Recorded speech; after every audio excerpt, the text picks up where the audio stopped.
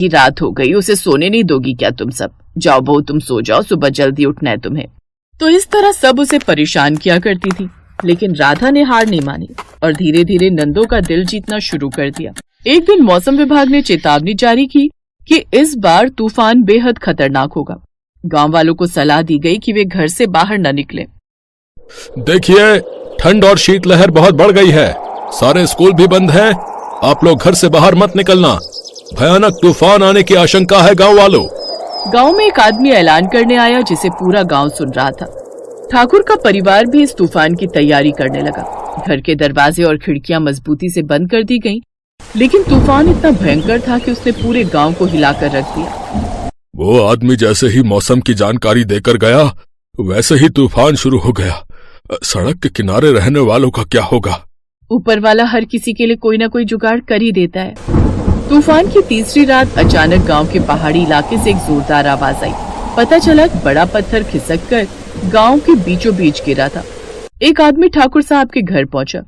अरे ठाकुर साहब, इस बार तो लगता है हमारा गांव बचेगा ही नहीं, पहाड़ कट कट कर गांव में गिर रहे हैं, एक बड़े से पत्थर ने आधे गांव को खत्म कर दिया ठाकुर साहब। ये खबर जैसे ही ठाकुर के घर पहुंची तो वहां खलबली मच गई। परिवार के सारे लोग डरे हुए थे, लेकिन राधा ने हिम्मत नहीं हारी। उसने अपनी नंदों को इकट्ठा किया और कहा, हमें कुछ करना होगा, ये गांव हमारा परिवार है और हमें इसे बचाना होगा। हम 51 लोग मिलकर बहुत कुछ कर सकते हैं। लेकिन हम क्या कर सकते हैं राधा? बताती हूँ। राधा ने अपनी नंदों को जिम्मेदारियां बांट दी।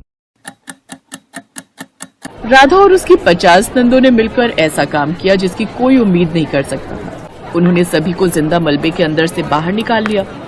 उन्होंने न केवल गांव वालों की जान बचाई, बल्कि उन्हें ये भी सिखाया कि मिलजुल कर किसी भी मुश्किल का सामना किया जा सकता है। बेटिया, तुम लोगों ने तो आज वो कर दिखाया जो बड़े से बड़ा नेता भी नहीं कर सकता। जब तूफान खत्म हुआ तो गांव के हर आदमी ने ठाकुर के परिवार को धन्यवाद दिया। राधा ने अपनी सूझबूझ और नंदों की मदद से ये साबित कर दिया कि अगर इरादे मजबूत हो तो कोई भी मुश्किल असंभव नहीं। इस घटना के बाद राधा का नाम पूरे गांव में सम्मान के साथ लिया जाने लगा।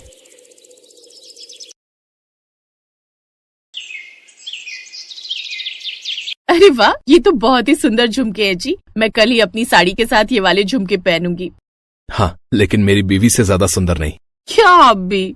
फिर अगली सुबह नहाने के बाद राधा खाना बनाने रसोई में जाती है। तभी उसकी ननद रश्मि वहाँ आती है और उसके झुमके देखकर कहती है, अरे वाह भाभी, आपके झुमके तो बड़े सुंदर हैं। ये कब लिए? ये कल ही तुम्हारे भैया लाए हैं। सुंदर है ना? हाँ, आपको पता है मैं कब से ऐसे झुमके ढूंढ रही थी, लेकिन मुझे मिल ही नहीं रहे थे। क्या आप अपने झुमके मुझे दे सकते हैं प्लीज? आप दूसरे ले लेना, आज तो मैं कॉलेज यही पहन कर जाऊंगी। राधा उसे ना नहीं कर पाती और उसे वो झुमके दे देती है। ऐसे कुछ दिन बीत जाते हैं। राधा और आलोक की शादी की सालगिरह होती है। सालगिरह की बहुत बहुत बधाई हो बेटा, सदा खुश रहो। थैंक यू माँ जी। अब चलो भी भैया भाभी, बाहर चलकर अपनी शादी की सालगिरह का केक काट लो, सब इंतजार कर रहे हैं। हाँ, चलो राधा। वो दोनों मिलकर केक काटते हैं। फिर राधा अनमोल को गिफ्ट देती है। वाह, ये वॉच तो मुझे कब से चाहिए थी। Thank you so much. तुम कितने अच्छे से ये बात जानती हो। वैसे मैं भी तुम्हारे लिए कुछ लाया हूँ, ये देखो। वाह, ये साड़ी तो बहुत ही सुंदर है। और बहू, ये तेरे लिए कंगन मेरी तरफ से। थैंक यू माँ जी, थैंक यू। अब ये तो बहुत ही सुंदर है। इस साड़ी के साथ कितने अच्छे भी लग रहे हैं ना। अब राधा की नजर उस साड़ी और कंगन पर होती है। सचमुच ये तो बड़ी सुंदर है। कुछ दिन बाद ये साड़ी तो मैं हथियाई लूंगी। फिर कुछ दिन बाद, भाभी वो आपकी साड़ी और कंगन मुझे चाहिए थे। वो क्या है ना, मेरे कॉलेज में फंक्शन है तो मुझे वो पहनना था। बेचारी राधा ने अभी तक वो साड़ी एक बार भी नहीं पहनी थी और फिर बड़े भारी मन से वो साड़ी और कंगन उसे दे देती है। ऐसे कुछ दिन बीत जाते हैं। एक रोज राधा अपने मायके में 4 दिन रहने जाती है।